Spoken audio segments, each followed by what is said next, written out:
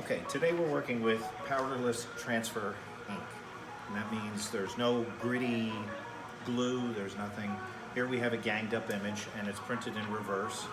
So a lot of people may wonder, it's printed in reverse because we're applying it in this direction. So you place this down here. Our machine is set to 350, it's a little over 350. Around 358 is fine, though, because the plate temperature will be actually hotter than that for 15 seconds. So, close it. And this is the critical part. When this gets done, you have to move fast. Okay. Don't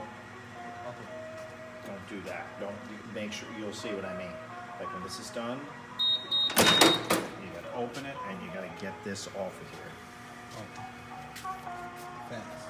Yeah, fast. If you wait even 10 seconds, it'll give you a hard time to take it off. Okay. And this is normal. Little color behind is okay because it's dyed in. It's almost like sublimation. It's dyed into the material here. But this is kind of normal. And we have a good print. What I like about it is the stretchability. Oh, It's very, that's nice. Let's go. it's very stretchy. The whole thing. Yeah. So, powderless. The way to go.